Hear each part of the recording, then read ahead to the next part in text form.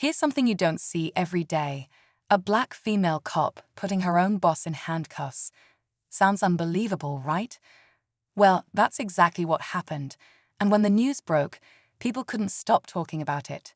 Some were in shock, others wanted answers, and a few even questioned if she had just ended her own career. But here's the real question. What can make an officer risk everything to arrest the very person in charge? This story isn't just about an arrest, it's about courage, integrity, and the tough choices that come with wearing the badge. Officer Lisa Carter had always played by the book. She believed in justice, in doing what was right, even when it was hard. But nothing could have prepared her for the moment when she had to turn against one of her own. Her boss, a well-respected police chief, had a spotless public image. He was the kind of leader people trusted, but behind closed doors, there were whispers, small things that didn't add up. Then one night, Lisa saw something she couldn't ignore. The details of what happened next are almost too wild to believe. Picture this: Lisa, standing face to face with the very person who controlled her future in the department. She knew what she had to do, but the weight of that decision was crushing. Would her fellow officers back her up, or would they turn against her? Was she making a mistake, or was she about to uncover something much bigger than anyone realized? As the cuffs clicked around her boss's wrists, the entire department was thrown into chaos. Phones started ringing, officers whispered in shock, and before Lisa knew it, she was in the middle of a storm that would change everything. But the biggest twist: what she found out after the arrest was even more shocking than the arrest itself. Stay tuned, because this story is far from over. Lisa could still feel the weight of the handcuffs in her hands as she watched her boss being led away. The station was buzzing, officers whispering, some shaking their heads in disbelief, others avoiding eye contact altogether. It was as if the air had shifted, thick with tension and uncertainty. She knew what she had done would send shockwaves through the department, but she wasn't prepared for just how deep this would go. It had all started with small things: documents that didn't quite add up, reports that seemed altered, complaints that mysteriously disappeared. Lisa had spent years in law enforcement, long enough to know when something didn't smell right. But suspicion wasn't enough. She needed proof, and when she found it, it was worse than she imagined. The chief, the man everyone respected, had been covering up something big. But what and why? Lisa had stumbled upon the first real clue just a week before the arrest. She was working late when she overheard a conversation in the chief's office. The door was cracked open just enough for her to catch a few words, enough to make her stop in her tracks. There was talk of missing evidence, money that didn't add up, and a name she didn't recognize. She knew better than to jump to conclusions, but her gut told her this was something she couldn't ignore. The more she dug, the worse it got. There were reports of cases being mishandled, certain people being protected when they shouldn't have been, and officers who seemed to know more than they let on. But when she finally found what she was looking for, a file that someone had tried to erase, she knew she was out of time. The truth was right in front of her, and it was bigger than she expected. Now, standing in the middle of a station that felt more like a battleground, Lisa had only one question running through her mind. Had she just made the biggest mistake of her life, or was she about to uncover something even more dangerous? As Lisa stood there, watching the chief being escorted out, she felt the weight of every set of eyes in the room. Some were filled with shock, others with doubt, and a few with something even more dangerous: anger. She had just turned the department upside down, and she knew it wouldn't be long before the real battle began. She could already hear murmurs spreading through the station. Some officers were questioning her decision. Others refused to believe the chief could be guilty of anything. He had been with the department for over 20 years, built a reputation as a man of honor. But Lisa had seen the truth, and once she did, there was no looking away. What scared her most wasn't the backlash from her fellow officers. It was the feeling that she had only scratched the surface. The file she found had been carefully hidden, buried under layers of paperwork no one was meant to find. It detailed cases that had gone mysteriously cold, suspects who had slipped through the cracks, and names that kept appearing over and over. Some of them were people Lisa worked with every day. She thought back to the moment she confronted the chief. She had expected denial, outrage, maybe even threats. But what she got was something worse: silence. He had looked at her, eyes unreadable, and simply said, "You have no idea what you've just done." The words echoed in her head now, making her question if she had truly been prepared for what came next. Outside the station, the media was already gathering, hungry for a story. The department was in chaos, and Lisa was right in the middle of it. But there was something else, a feeling deep in her gut that told her this wasn't over. In fact, it was only just beginning. And if she wasn't careful, she might be the next one in handcuffs. Lisa barely had time to catch her breath before everything started closing in around her. The chief's arrest had sent a shockwave through the department, but instead of relief, she felt something far worse: fear. Not for herself, but for what she still didn't know. Because if the chief had been involved in something this big, there had to be others.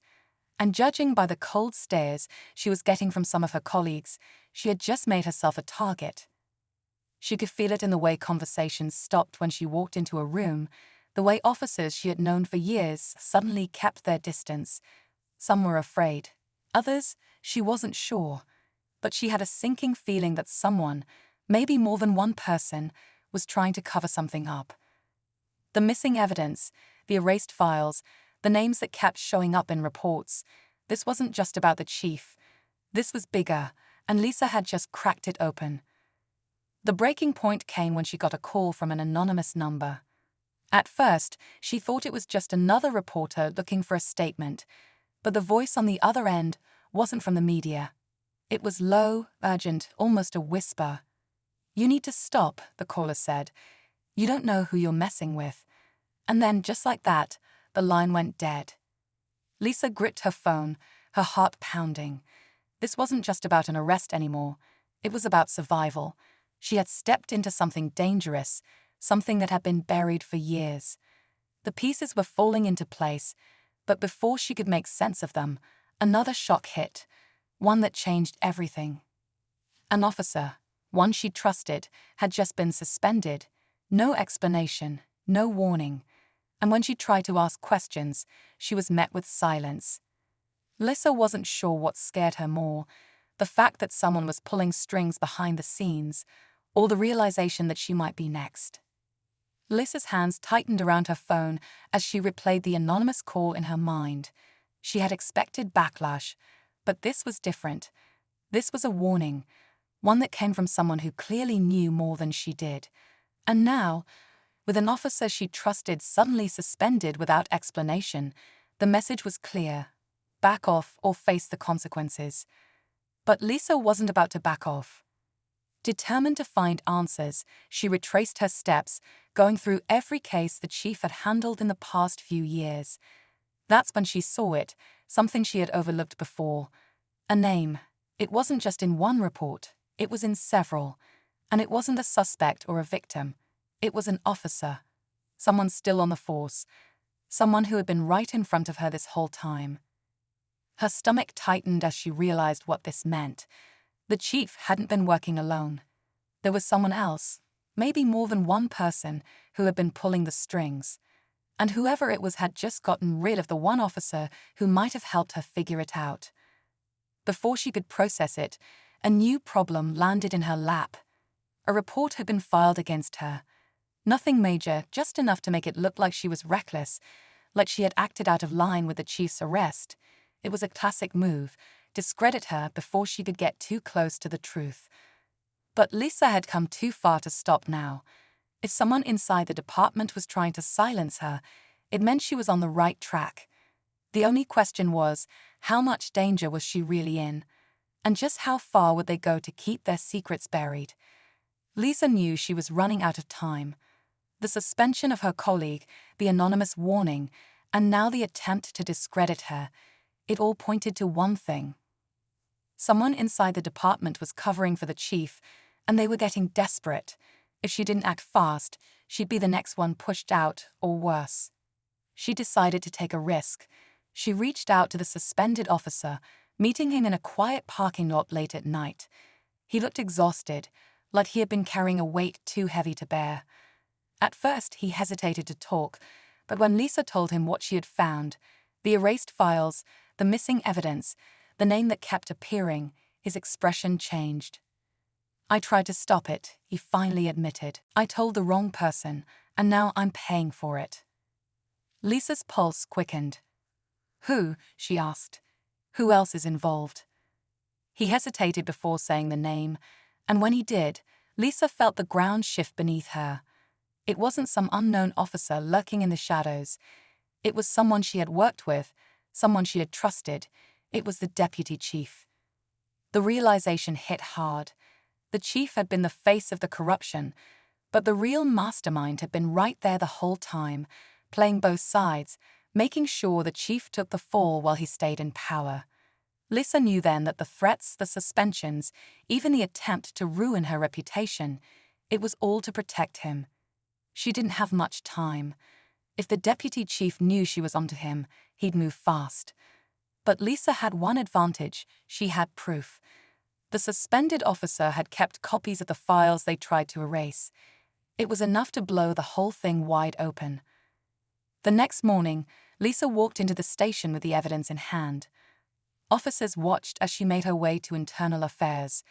Some looked nervous, others relieved, and just as she stepped inside, she caught sight of the deputy chief standing in the hallway, his face unreadable. For a moment, neither of them spoke. Then, in a low voice, he said, "You think this is over?" Lisa met his gaze and held it. "No," she said, "I think it's just the beginning." The deputy chief's words lingered in Lisa's mind long after she walked into Internal Affairs. She knew he wasn't just trying to intimidate her, he was warning her. Exposing corruption inside the department wasn't the end of the fight. It was just the start of a long battle. But Lisa had already made her choice. She wasn't turning back. Within hours, the evidence she handed over sent shockwaves through the department.